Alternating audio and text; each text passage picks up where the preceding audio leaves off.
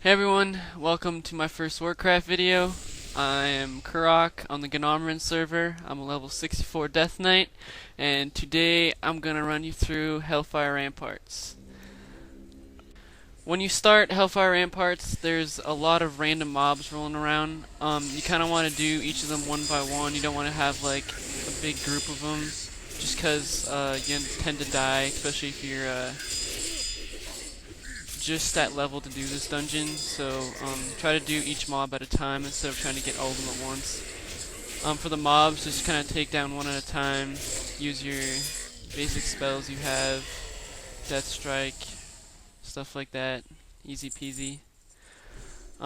This dungeon's really easy if you have a good tank and a really good healer, but I bet that's pretty obvious to anyone who plays WoW. So while I'm doing these mobs, because I know I got a few of them, I'm going to talk about why I'm going to do these videos in the first place. And that's because I see a lot of level 80s who have these videos out, and I thought it'd be nice to have someone who's a little bit lower level to just try to explain and just run you guys through and see how leveling is in the first place. So, and I thought it looked like fun to do.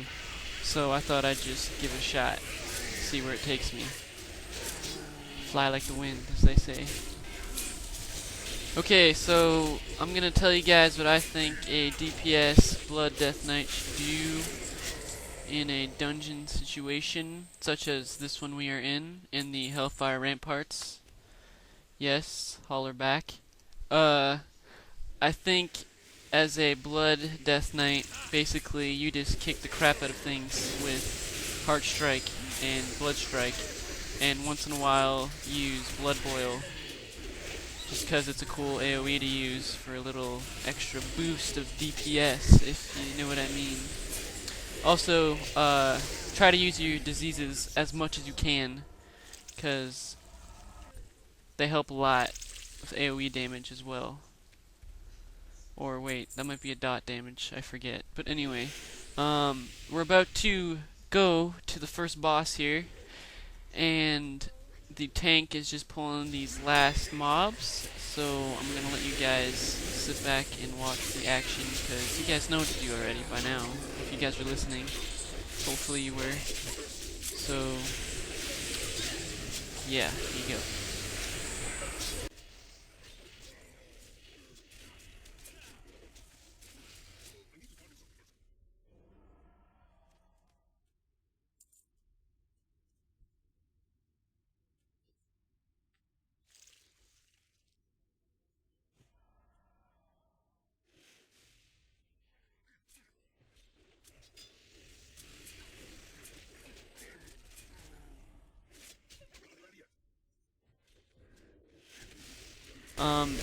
One thing that's important is that you want to get all of the mobs kind of away from this boss as much as you can, because it just becomes a pain in your ass to do, and that's never fun.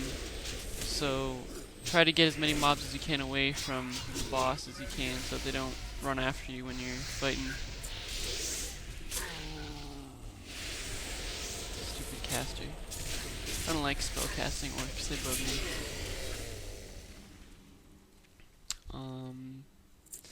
You want to wait for the boss to kind of come around this corner. You can kind of see where those barrels are and where that guy's trying to jump over right there. It's just easier so that no mobs come after you. So we're basically just sitting here waiting. Takes a while. He was all the way on the other side, so yeah. Sorry about that wait.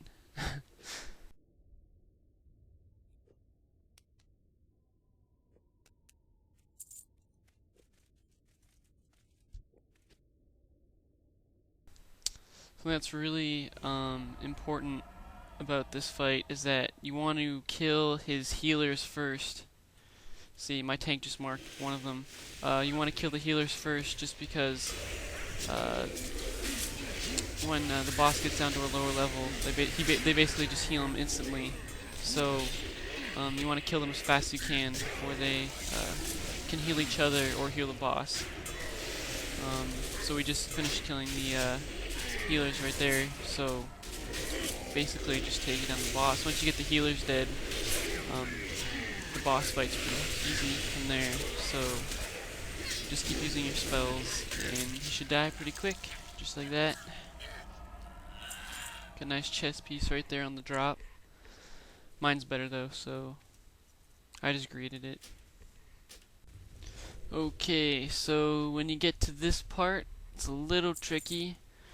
There's like 6 mobs around here. So, there's one walking around. You see that one walking around? You kind of get the tank to pull him in to this little room here. Makes it a lot easier. And you just basically bash him, take him down. Instead of just running out there like usual, you want to go around this left corner here and take out each mob one by one. Makes it a lot easier instead of risking death like most people do when they start doing this dungeon. You do it this way. Actually, looks like the tank just pulled the other mob right there, but we were really close to killing them, so probably thought we could handle it, which we obviously did. But yeah, just basically take them down, easy peasy.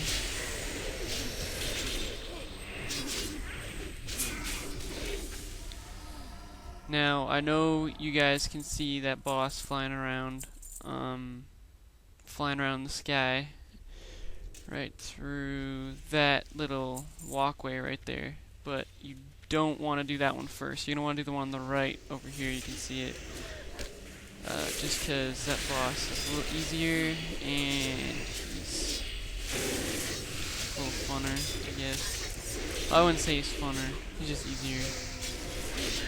But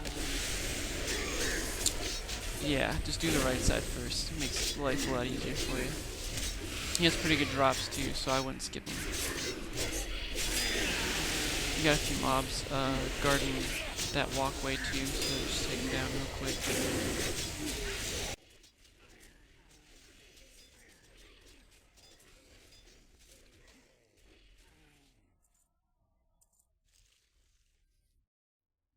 I just skipped to the boss fight because there was no one in that tunnel. But you got 2 little guard dudes here guarding the boss. Pretty pointless if you ask me, but whatever. I didn't make the game. This boss is actually really fun. He has a little hound dude who comes after you. I wouldn't even I never pay attention to him when he comes out, but if you're a melee DPS, try to get behind every boss you fight and get the tank in front of him, just so there's any spells he does, they usually go forward instead of backwards, unless it's an AoE. But yeah, just get behind him, it makes life easier. Just use all your spells. Oh, and make sure to always use Dancing Rune Weapon for every boss fight. I forgot to mention that for the first boss. I did use it for that, for the first boss, but I forgot to tell you guys. My bad.